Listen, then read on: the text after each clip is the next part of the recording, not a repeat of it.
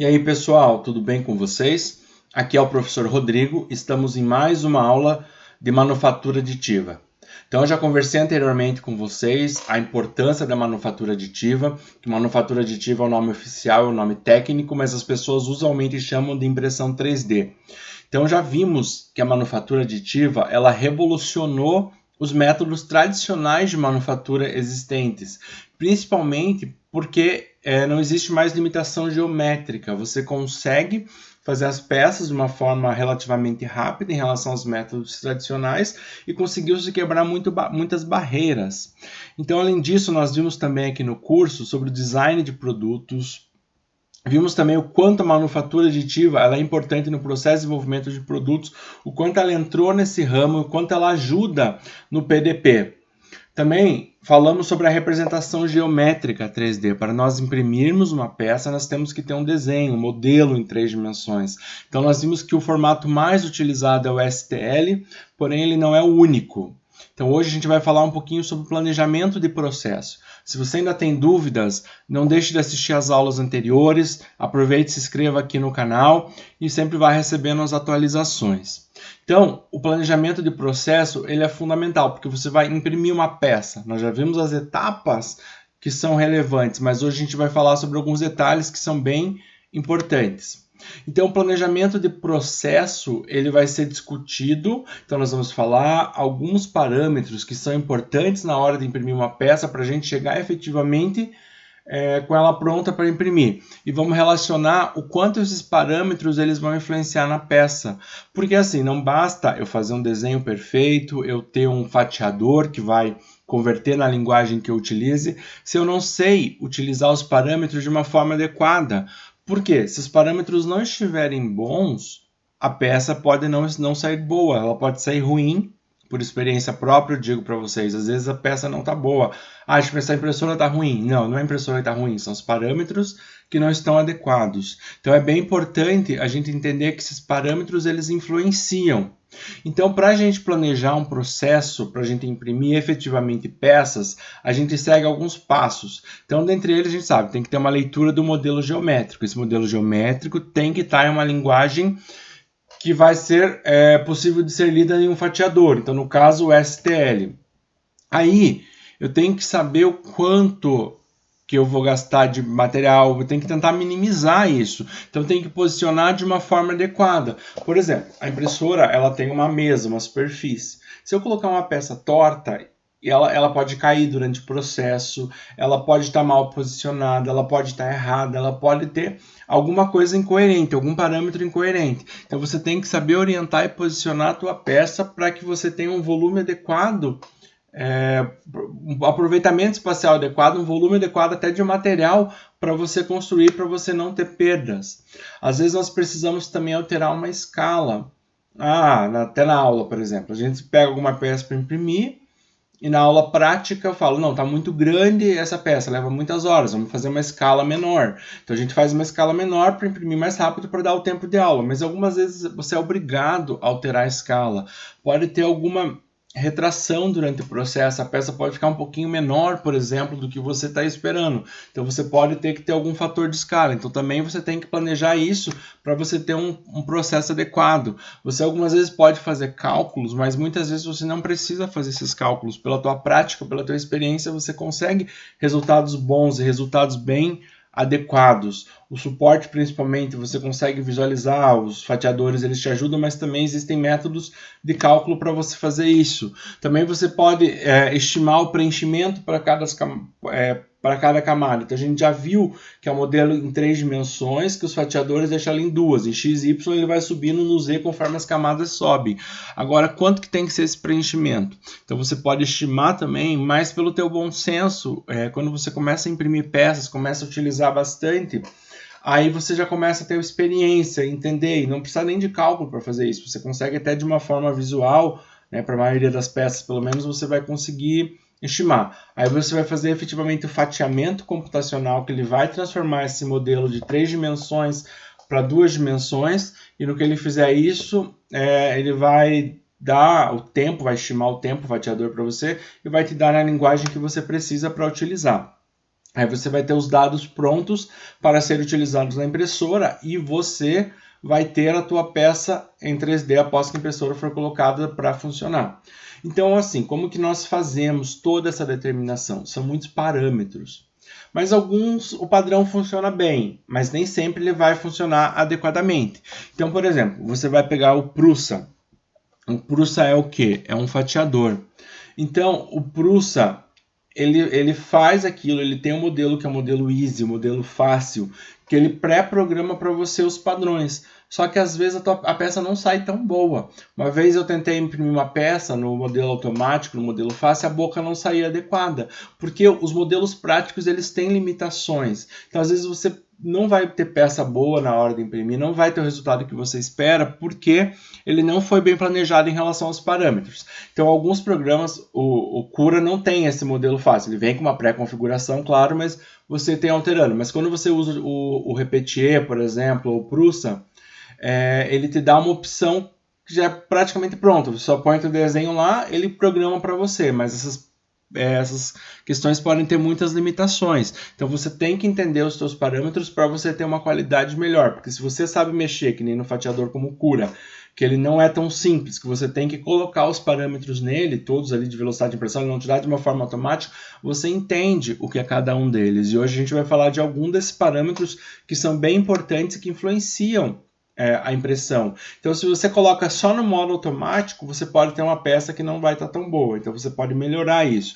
Você pode ter uma peça mais adequada, mais de acordo com aquilo que você espera. Então, você pode ter um acabamento melhor. E também, se você ajustar os seus parâmetros de uma forma adequada, você pode reduzir o tempo. Às vezes, o fatiador põe no automático lá alguns suportes, mas em algumas situações você não precisava utilizar aquele suporte. Ele conseguiria fazer uma peça sem. Se você coloca um suporte, ele te dá uma certa garantia. A gente vai discutir um pouquinho depois, mas também é mais tempo para fazer as camadas do suporte. Então isso aumenta o teu tempo de impressão, aumenta o teu gasto de material. Então tem um monte de questão que se você sabe mexer bem, se você sabe trabalhar, você consegue economizar em tempo e em material também. Então, as etapas de planejamento elas são realizadas por computador, utilizando softwares. Então, eu já mostrei para vocês algumas aulas atrás como que instala o Cura, o que é o Cura. Então, o Cura é um software gratuito que é bastante utilizado, tem bastante informação deles na internet. Então, eu mostrei para vocês como que instala e como que coloca a impressora Stella nele. Então, as informações elas são utilizadas nesses softwares. Então você armazena eles vão te dar uma linguagem específica, que é o código G, ou chamado de G-Code, como eu trabalho com vocês. O G-Code é a linguagem que a impressora vai entender. Então alguns softwares são bem conhecidos, o Ultimaker Cura. Então volto a falar, se você não conhece, não trabalhou, postei uma videoaula explicando sobre ele, como que instala, e mais para frente vou colocar aula explicando sobre a configuração, mais detalhada sobre o procedimento. Então outro que eu uso também bastante é o Prusa Slicer. Eu acho ele mais fácil que o Cura, mas eu acho ainda o Cura mais eficiente para você conseguir algumas questões, alguns detalhes. O Cura ainda tem as suas vantagens. Eu sempre digo assim para os meus alunos, se você entender bem como que mexe num fatiador, não na versão fácil, mas entender mesmo como que trabalha com os parâmetros, você consegue mexer em qualquer um outro. E um outro que eu uso bastante também é o Repetier, que também eu acho ele de uma certa forma parecido com o Prusa, assim, ele tem a versão mais fácil ali, mas o bom desses softwares é que eles são gratuitos. Então no banco de dados deles eles têm as impressoras, muitas impressoras, não todas.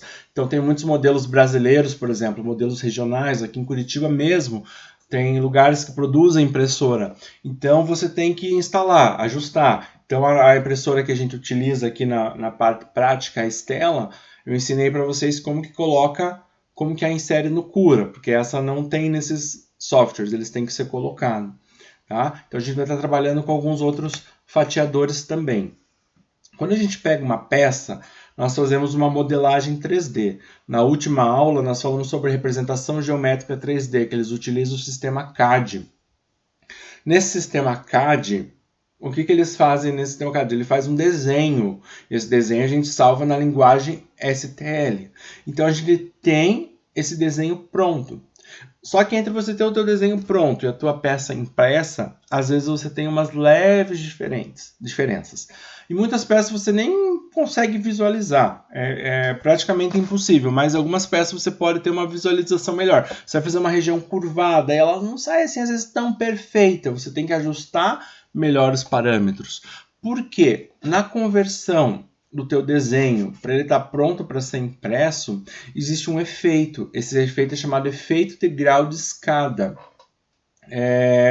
Então esse defeito ele dá uma leve diferença na geometria da peça. Em alguns casos ela pode até ser grande, você pode trabalhar um pouquinho em cima disso.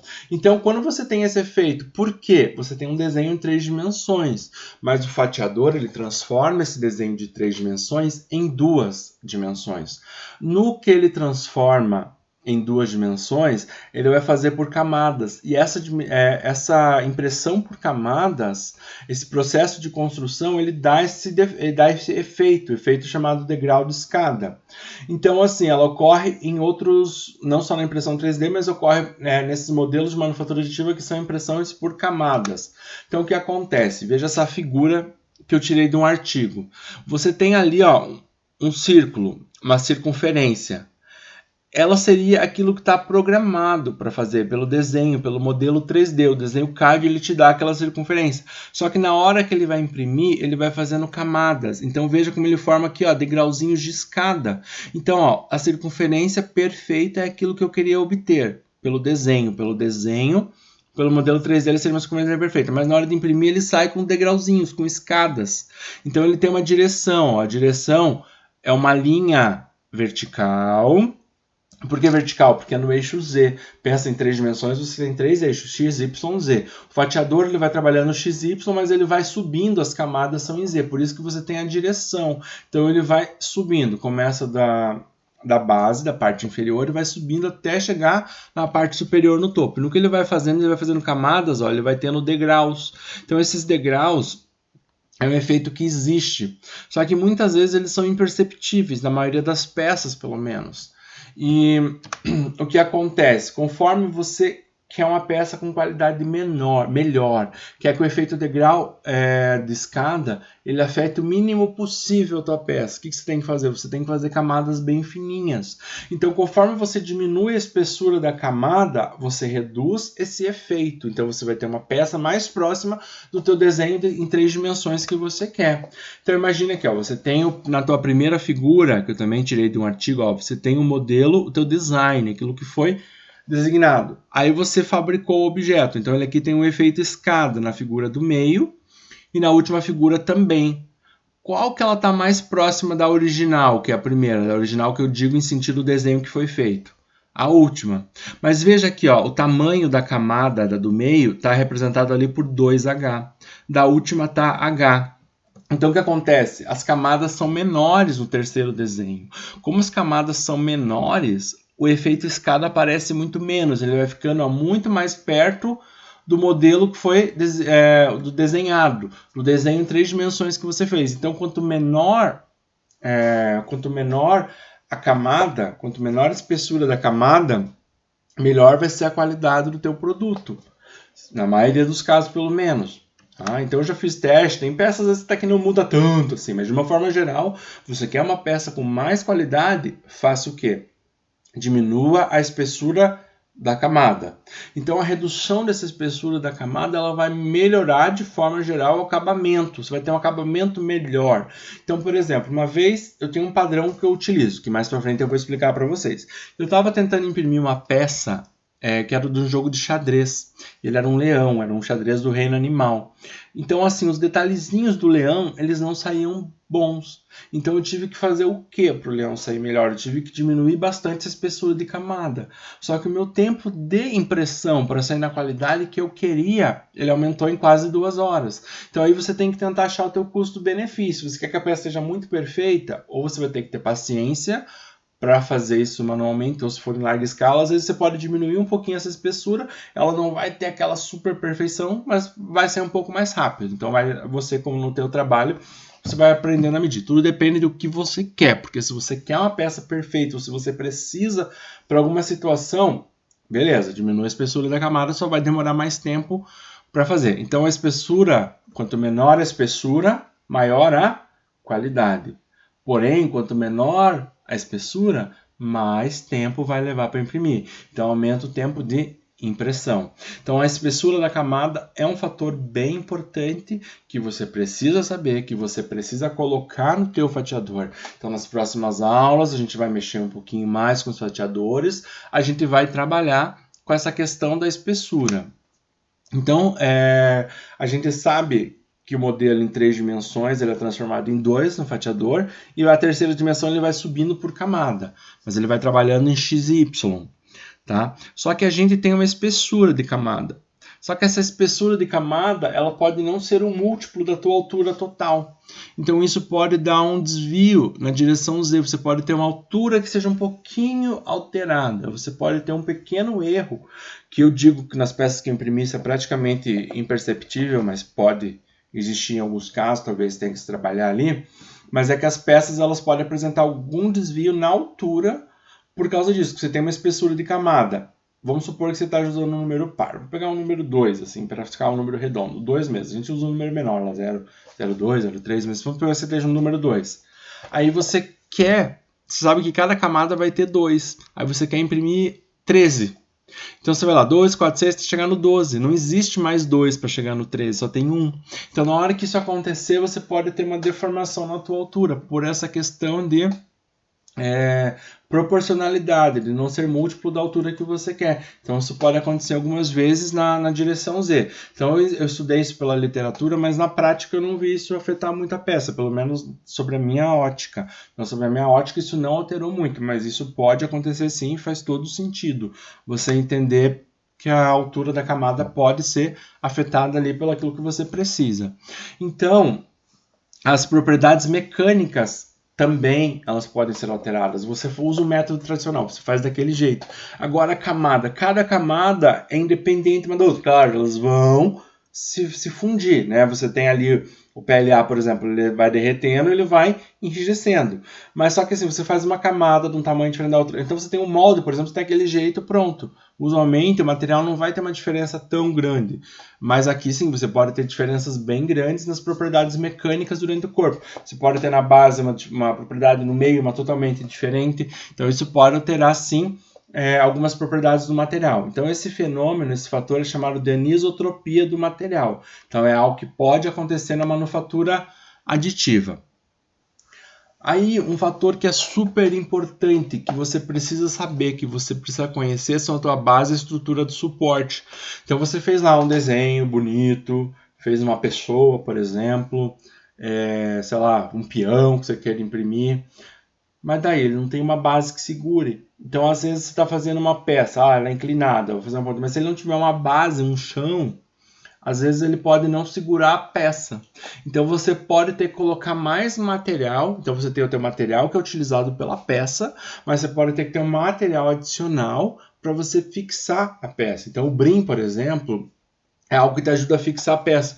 Porque quando ela está imprimindo, às vezes ela pode descolar do chão. A gente passa uma cola ou um spray. No meu caso eu utilizo spray, mas tem gente que usa cola para ajudar a fixar.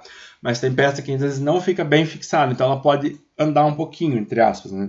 Escorregar, quer dizer.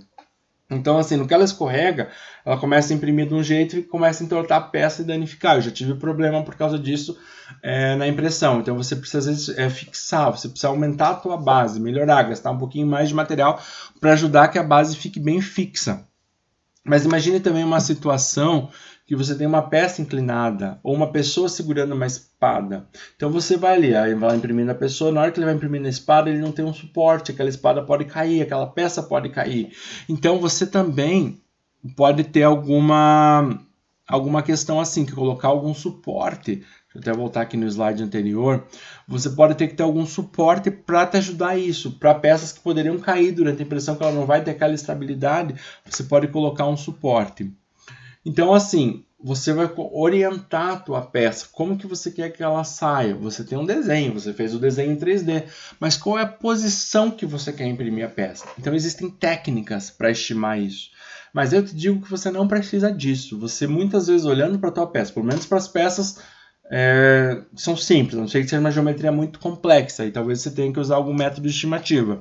Mas de uma forma geral, você olha, você consegue imaginar, ou pela tua experiência, a melhor coisa é a experiência, que você tem que imprimir bastante peça em 3D, que conforme você vai imprimindo, você vai ganhando experiência nessa área, você vai se desenvolvendo nesse assunto. Então você olha, não, isso aqui precisa de mais preenchimento, menos, a altura da camada tá boa, não tá, ou a gente precisa mudar alguma questão, tá? Então a experiência do usuário ajuda bastante. Como você vai posicionar essa peça? Então, por exemplo, esse porquinho que vocês estão vendo, eu peguei ele pronto no site Thingiverse. Então ele é um suporte para celular que tem o formato de um porquinho. Então analise. Eu tenho desenho em 3D, mas que jeito que eu vou imprimir essa peça? Então eu pus 3 possíveis situações. Ó, o porquinho deitado, o porquinho ele virado com o nariz para cima e ele deitadinho de lado. Então qual que vocês acham que é a melhor posição para imprimir? Com certeza a primeira. Então a base, onde ele está em contato, às vezes ela não fica tão bem acabada. Às vezes não, a maioria das vezes ela não fica acabada. Só que a parte de baixo você não enxerga, né? Agora, se você fizer o ladinho do porco, talvez a parte de cima vai ficar bem perfeita e a parte de baixo vai ter aquele problema de deslocamento. Além de que, se a gente olhar aqui essa região, aqui ó, no terceira figura, ela teria uma alturinha que ela poderia cair. Talvez ele tivesse que colocar algum suporte naquela região. Então aqui, ó, a primeira figura seria mais estável. Essa segunda seria horrível para imprimir, não seria nada boa ali. Aquele narizinho do porco talvez não seria bom o suficiente para aguentar a pressão exercida por esse corpo, né? Então pressão é a força sobre a área. Então aquela área ali está muito pequenininha, né, em contato com a superfície. Né? Então ali você pode ter algum problema relacionado a isso. Então assim, só olhando essa peça, eu sei que a primeira seria a melhor opção. Então você não precisa fazer cálculos complexos, estimar nada. Pelo teu bom senso, pela tua prática, você consegue. Então, às vezes, isso aqui eu já comentei com vocês ali na introdução da aula, às vezes o fator de escala, que nem meus alunos vão imprimir uma peça para eles treinarem. Aí chega, pô, essa tua peça está demorando muito tempo, é mais do que o tempo da aula. Então vamos diminuir ela um pouquinho, vamos ali no fator de escala. Então o fator de escala, você mexe nas dimensões do corpo. Você pode mexer em uma, mexe nas 3 automaticamente, mas você pode mexer nelas individualmente. Só às vezes tem que tomar cuidado para você não deformar a tua peça. Então pode ser definido por uma escolha do usuário, que nem no meu caso. Meus alunos vão imprimir só para testar? Não, quero que vocês vejam o funcionamento. Vamos diminuir, fazer essa peça pequena. Mas depois você sabe que ela vai funcionar do mesmo jeito, só que tem que estar numa escala maior, né, para aquilo que você quer. Ou porque pode ter algum defeito durante o processo. Então você tem ali um material quente que vai esfriando. Tá? Na manufatura 3D, isso não ocorre tanto, mas em outros processos que eu já citei para vocês existentes, esse efeito pode ser maior, tá? Então pode haver uma contração desse material. Então assim, você tem um tamanho certo, você vende um produto, ou quer uma peça para um determinado equipamento, você vai fazer um encaixe. Ela não pode ser menor e nem maior. Então se tiver uma contração no teu processo, você vai ter que talvez aumentar um pouquinho, colocar um fator de escala para aumentar na hora de impressão, para quando ela reduzir na hora de imprimir, ela sair exatamente no tamanho que você precisa. Então é importante em alguns casos, né, você batalhar para você conseguir esse fator de escala. Então, como eu falei para vocês na figura, às vezes a tua peça que você está fazendo, usei um exemplo de uma espada, assim, uma pessoa segurando uma espada. Talvez na hora que ela vai estar imprimindo aquela espada, ela caia, né, porque ela precisa de um suporte para segurar. Algumas peças vão precisar, algumas não. Como eu já tenho uma certa experiência, não é super gigante, mas eu tenho uma boa experiência eu já mexo há um tempo com impressão, usualmente eu olho para a peça e já consigo saber. Mas se ela precisa de suporte ou não. No começo não era assim. Eu achava que todas precisavam de suporte. Mas eu comecei a imprimir, vi que muitas peças não precisavam. Às vezes o fatiador te recomenda, tem uma opção ali para ele te ajudar. Tá? O suporte ele é legal, só que ele tem algumas desvantagens. Eu já entro nelas, né? Então, assim, você tem que saber colocar o suporte se for necessário. Se ele não for, não coloque. Já vou detalhar um pouquinho melhor por quê. Tá? Então você tem que orientar a tua estrutura, como eu falei aqui para você. Ó. Se você usar a opção 1 da figura, você não precisa de suporte. Nas outras duas, pelo menos a do meio ali, você com certeza vai precisar. Na terceira eu acredito que vai precisar também, porque tem uma certa inclinação ali. Tá, mas na primeira não. Então, você orientar a tua peça de um formato adequado, você pode não precisar de suporte por causa disso. Por isso que a orientação da peça é extremamente importante.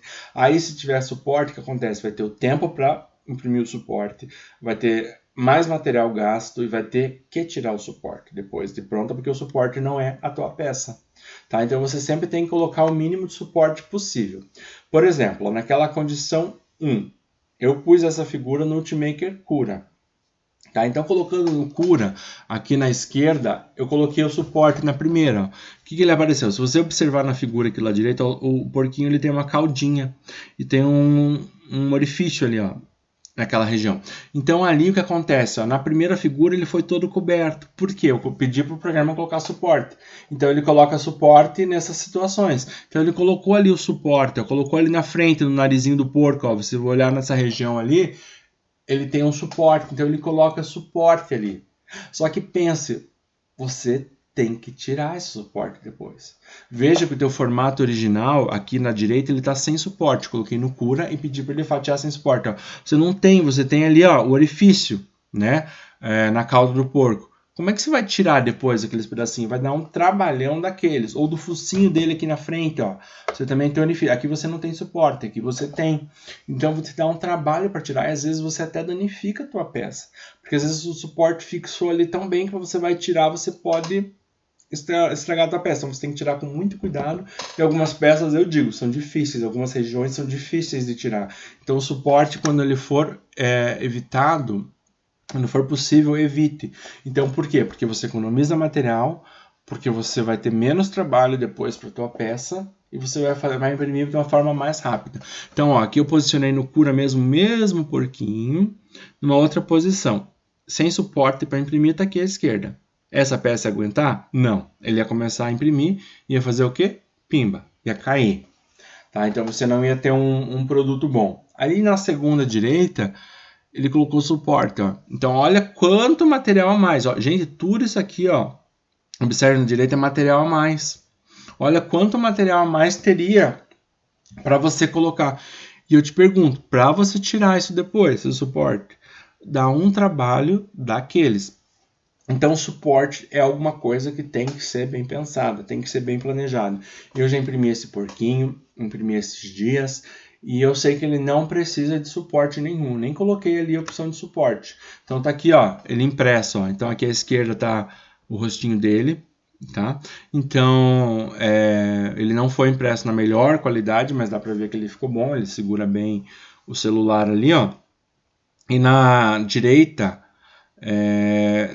ali ó, tem a caudinha dele, ó, o orifício. Foi tudo feito sem suporte. Então ficou bem adequado, ficou bem legal. Coloquei aqui na minha mesa para bater a foto, ficou bem bom. Então suporte é algo que tem que ser feito com cautela. Você só tem que colocar o suporte onde precisa e, se possível, a menor quantidade possível.